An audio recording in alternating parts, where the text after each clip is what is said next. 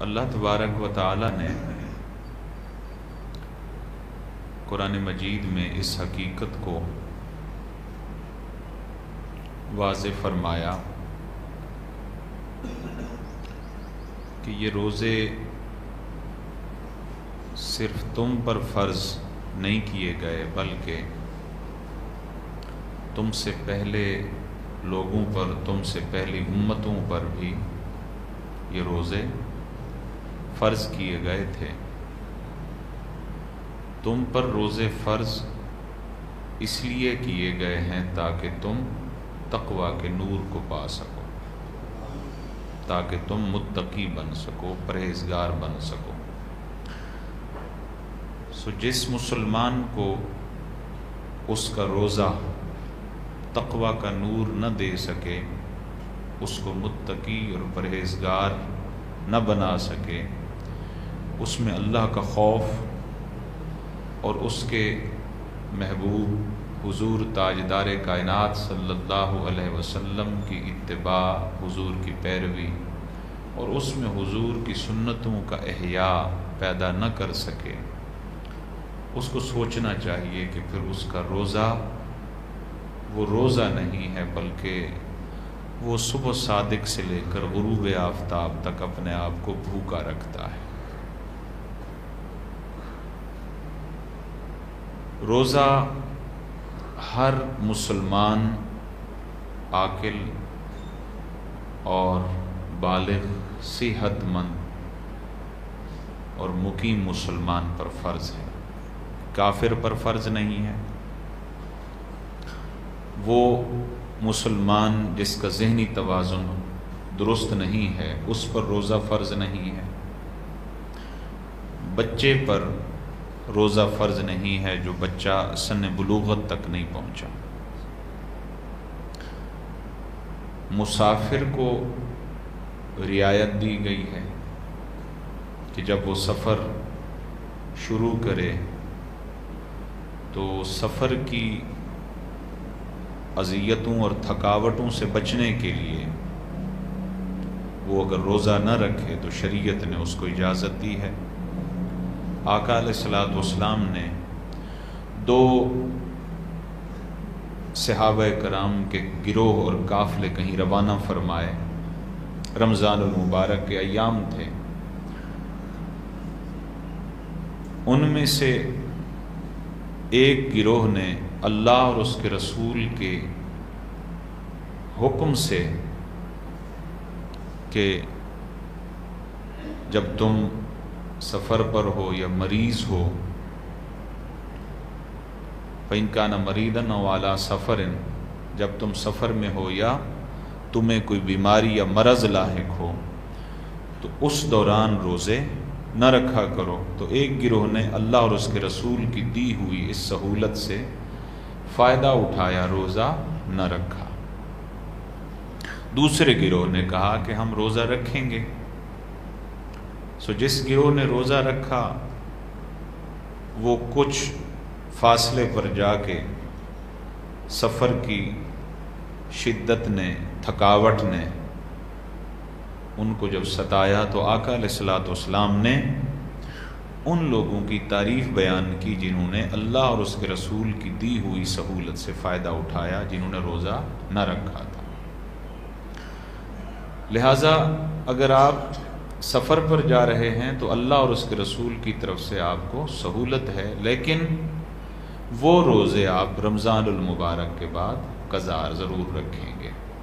وہ معاف نہیں ہے۔ اسی طریقے سے جب ہم روزہ رکھتے ہیں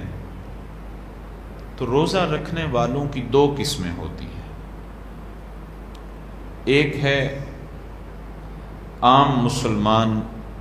جو روزہ رکھتا ہے، اور ایک ہے خاص مسلمان جو روزہ رکھتا ہے۔ عام مسلمان کا روزہ،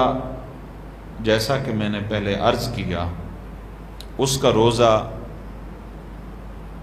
اس میں وہ احتیاط نہیں کرتا، جھوٹ بولتا رہتا ہے، زبان اس کی گالیوں سے تر رہتی ہے، نگاہوں کی حفاظت نہیں کرتا، کانوں کی حفاظت نہیں کرتا، زبان کی حفاظت نہیں کرتا، آنکھوں کی حفاظت نہیں کرتا، اس کا روزہ بھوک کے سوا کچھ نہیں ہوتا۔ طلوع فجر سے لے کر غروب آفتاب تک اس کا روزہ صرف بھوک میں رہنا ہے۔ خواص کا روزہ یہ ہے کہ جیسے آقا علیہ السلام نے فرمایا جب روزہ رکھو تو تمہارے جسم کے اعضاء بھی روزہ رکھیں، تمہارے ہاتھ بھی روزہ دار ہوں، تمہارے کان بھی روزہ دار ہوں، تمہاری آنکھیں، تمہاری زبان، تمہارے پاؤں، تمہارے جسم کا ہر عضو روزے سے ہو۔ اس روزہ دار کے لیے میرے آقا کریم صلی اللہ تعالی علیہ وسلم نے فرمایا تھا للصائم فرحتان، جو روزے دار اپنے روزے میں اپنے جسم کے اعضاء کی حفاظت کرتا ہے، اس روزے دار کو اللہ کی طرف سے دو خوشخبریاں نصیب ہوتی ہیں۔ اس کے لیے دو خوشیوں کا اعلان کیا گیا ہے۔ پہلی خوشی آقا علیہ السلام نے فرمایا اذا افطر فرحا، جب وہ اس دن کا روزہ افطار کرتا ہے کھجور کے ساتھ، پانی کے ساتھ، اللہ کے دیے ہوئے حلال اور پاکیزہ رزق کے ساتھ اس دن کا روزہ جب وہ افطار کرتا ہے تو اس کو افطاری کے وقت اللہ کے فرشتے خوشی سناتے ہیں کہ اللہ تعالیٰ نے تجھے